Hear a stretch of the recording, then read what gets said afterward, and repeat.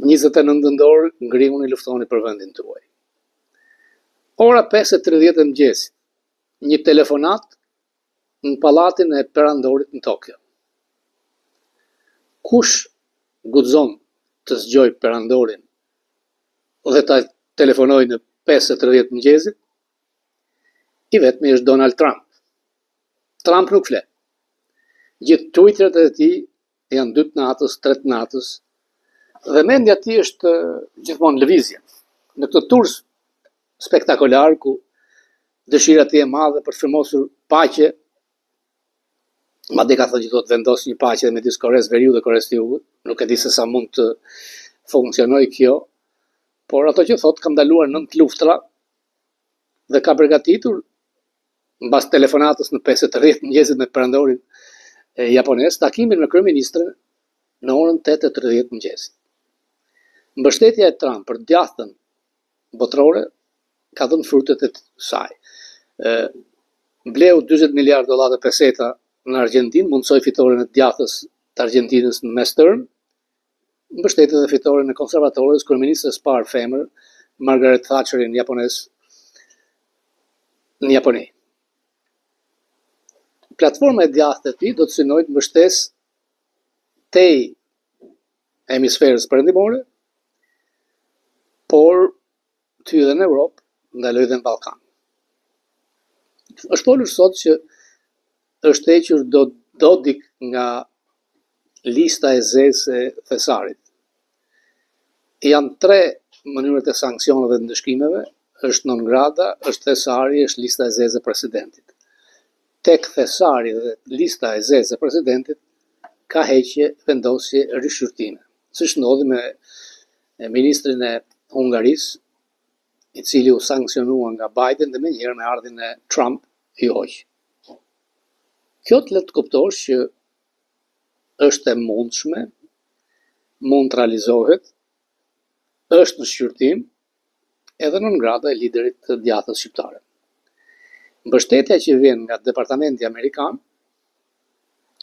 tregon që politika e administratës Trump ndryshon tërësisht nga administrata e majtë e Biden-Blinken. Në ambasadën amerikane përsëri janë thirrur pjesë e leadershipit të Partisë Demokratike. Këtë radhë nuk është Escobar që kërcënonte ekzistencën e demokratëve, por është personi i emëruar në vendin e tij, Fleming.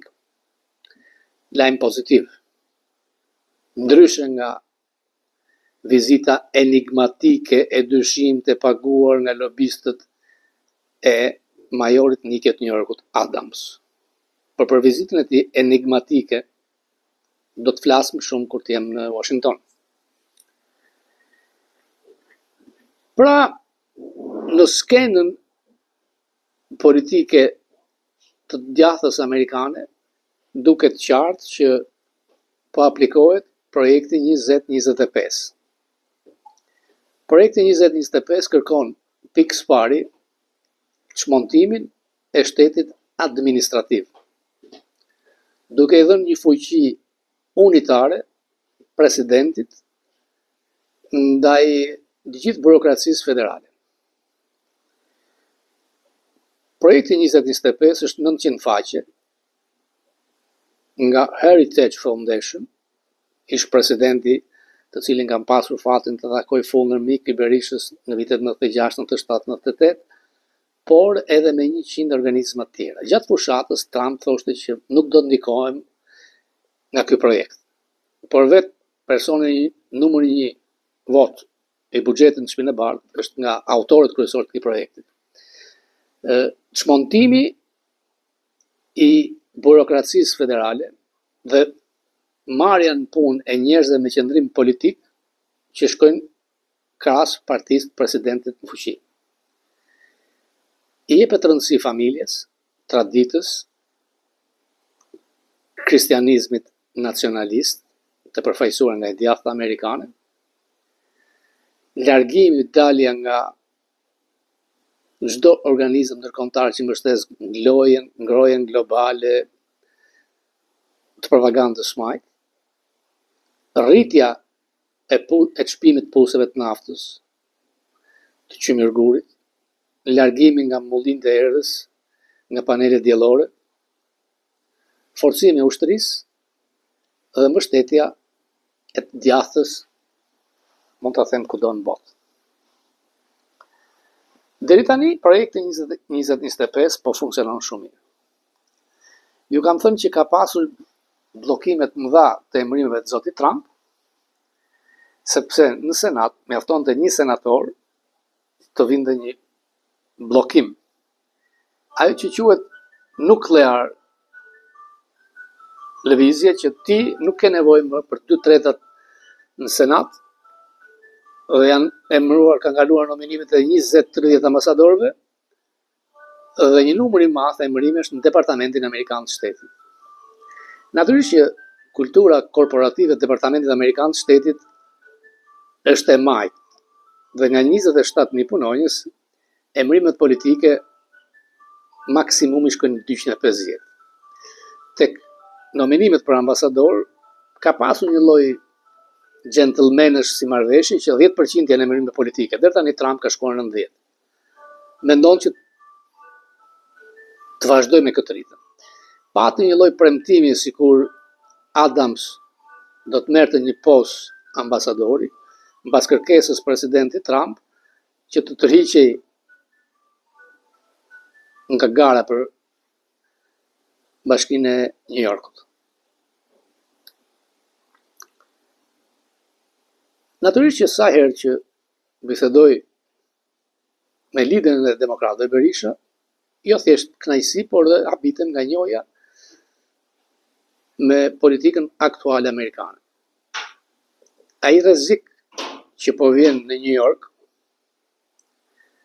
të dikujt që është islamist komunist në ide, gjë nuk do të ndaloj aty. Ndaj jo më kot, presidenti Trump do të thoshte, mbasi të kemi majorin e parë komunist në New York, mund të kemi edhe presidentin e parë komunist në Shtëpinë e Bardhë. Ai është elekuent, është agresiv dhe shkëlqen në fushat. Çka e bën të mundur që shanset e tij për të ecur në politikën amerikane nuk janë vogla. Më duket abi që një pjesë shqiptarësh dhe pozojnë me Mamdanin, i cili nuk ka asgjë për çështjen shqiptare. Jo thash që Trump ka bërë thirrje të votoni për Cuomon, i cili është kandidat i pavarur, ish guvernator demokrat, kandidati republikan Sliva, Curtis Sliva, një figurë që në New York e respektojnë, por New York është një qytet liberal i majt, tashmë është radikal.